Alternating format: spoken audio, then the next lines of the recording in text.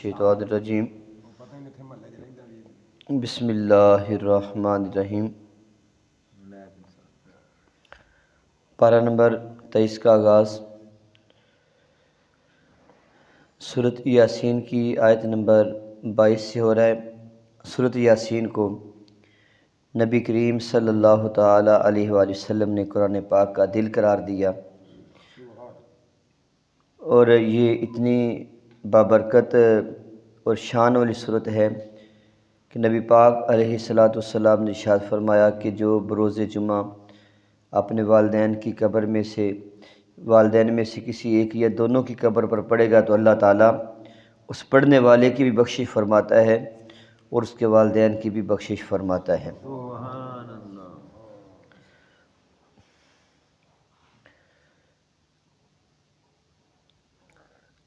اس صورت کے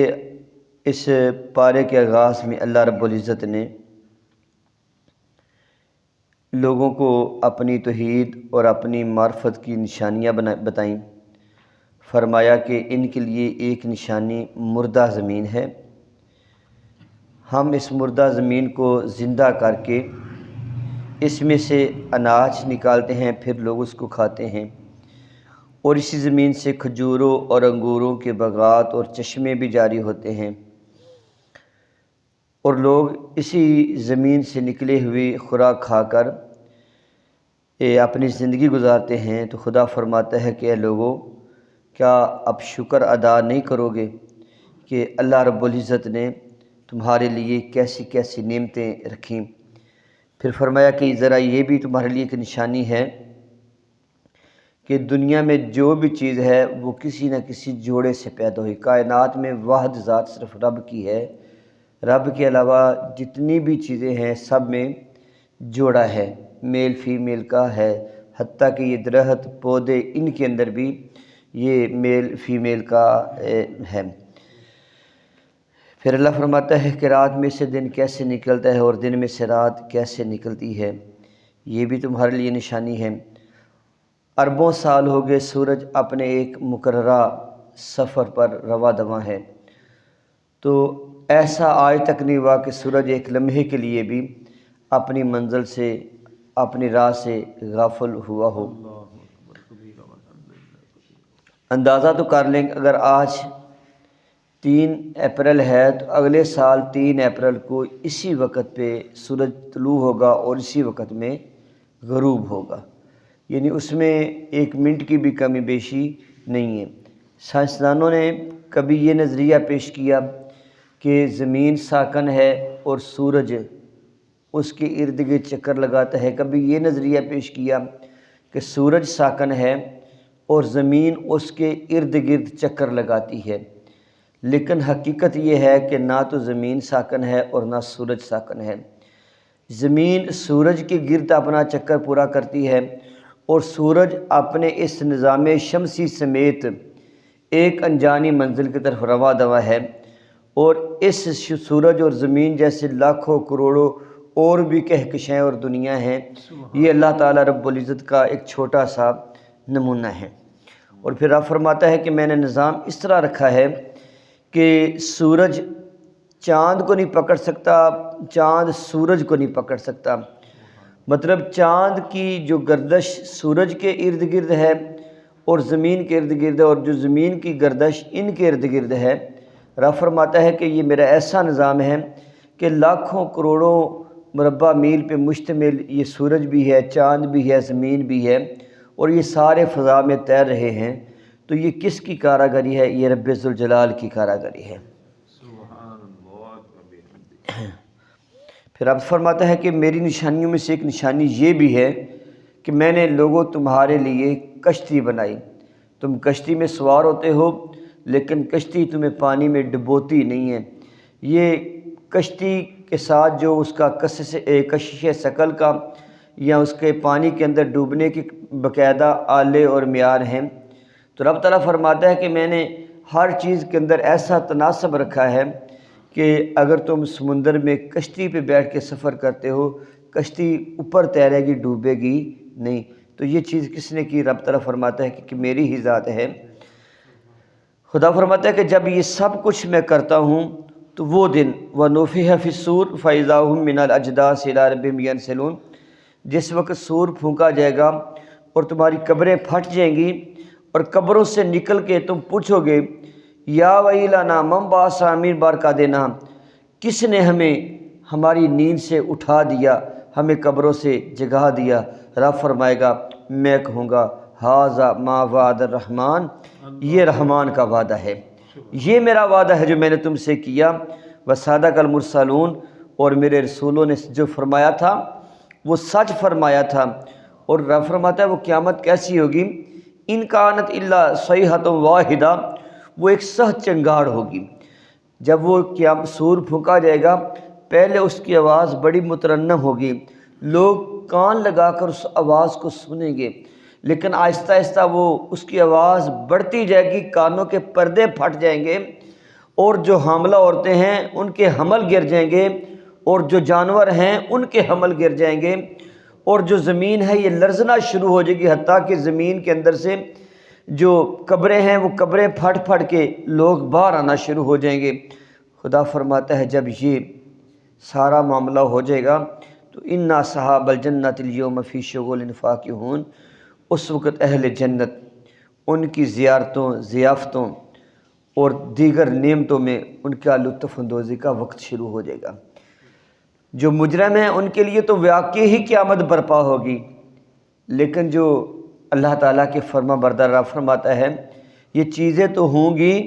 لیکن اسی وقت میں ان پہ اپنی نعمتوں کے دروازے کھول دوں گا۔ ہم وازواجہم فی ظلال علی الارائک متکئون،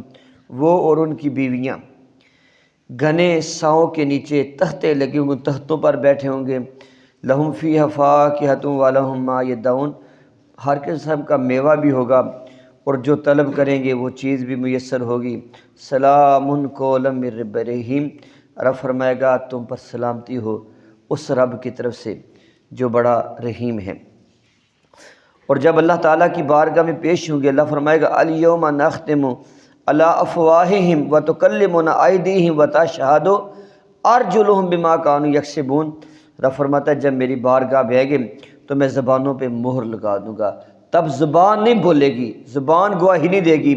رب فرمائے گا ہاتھ کو اور پاؤں کو، وتشہد ارجلہم، ان کے پاؤں گواہی دیں گے،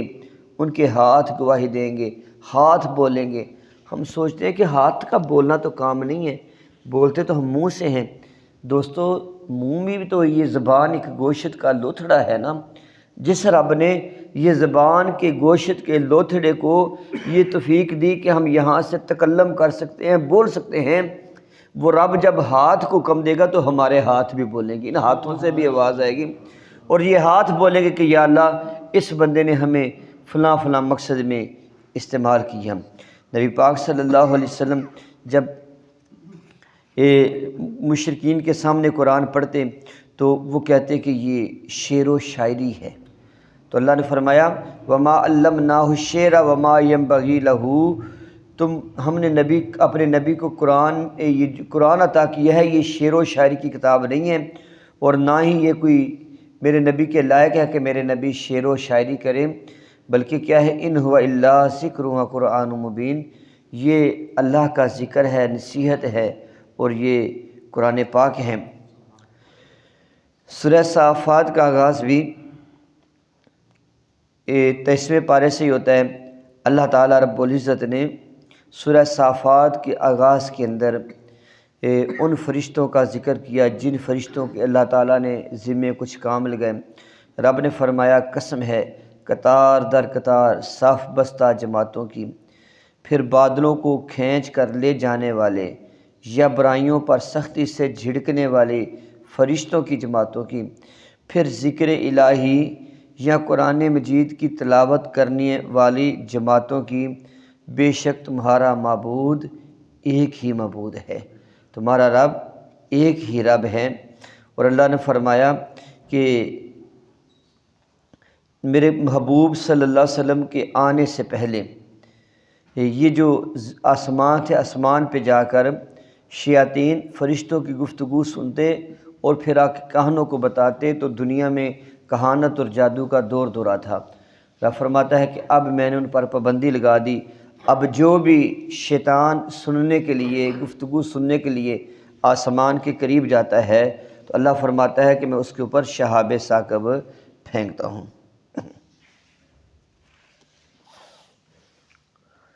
اسی طرح صافات کے اندر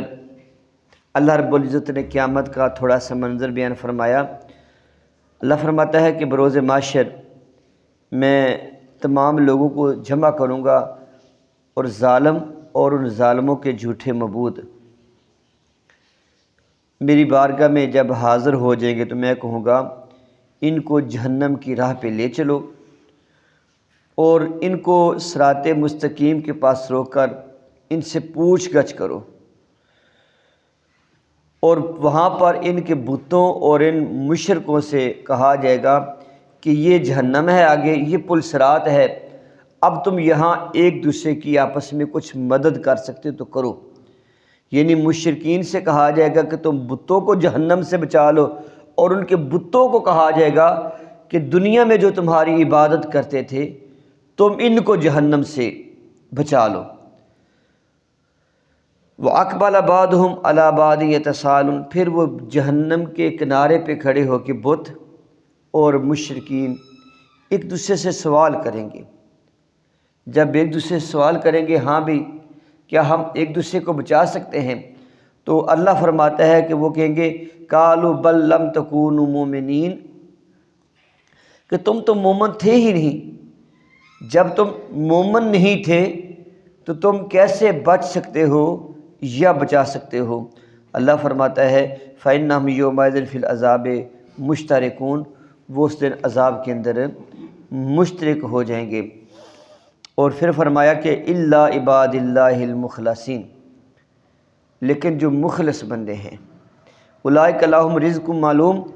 ان کے لیے صبح و شام ایک خاص رزق مقرر ہوگا، فواکہ وہم مکرمون، اور ہر قسم کے میوے بھی ہوں گے، اور جنت کے اندر ان کی تعظیم و توقیر بھی ہوگی۔ فی جنات النعیم علی سرر متقابلین، تختیں لگی ہوں، وہ تختوں پر آمنے سامنے بیٹھیں گے۔ یطاف علیہم بکاس من معین، اور ان پر چھلکتی ہوئی شراب طہور کا جام کا دور چل رہا ہوگا۔ بیضاء لذۃ للشاربین، جو نہایت سفید ہوگی اور پینے والوں کے لیے سراسر لذت کا باعث ہوگی۔ لا فیہا غول ولا ہم عنہا ینزفون، اور اس شراب طہور کو پینے سے نہ ان کا سر چکرائے گا، نہ تکلیف ہوگی، نہ بہہ سکیں گے۔ وعندہم قاصرات الطرف عین، اور ان کے پہلو میں نیچی نگاہیں رکھنے والی بڑی بڑی خوبصورت آنکھوں والی حوریں ہوں گی۔ کأنہم بید مکنون، گویا کہ وہ گرد و غبار سے محفوظ انڈے رکھے ہوئے ہیں۔ تو پھر وہ ایک دوسرے سے سوال کریں گے اہل جنت، اور ایک جب سوال کریں گے کہ سناؤ کیا ہے، تو وہ کہیں گے ہم دنیا میں اللہ تعالیٰ کے شکر گزار تھے، آج اللہ تعالیٰ نے ہم پہ یہ کرم کیا کہ ہمیں جنت کے اندر یکجا فرما دیا۔ اللہ رب العزت ہمیں عمل کی توفیق عطا فرمائے، آمین بجاہ نبی صلی اللہ علیہ وسلم۔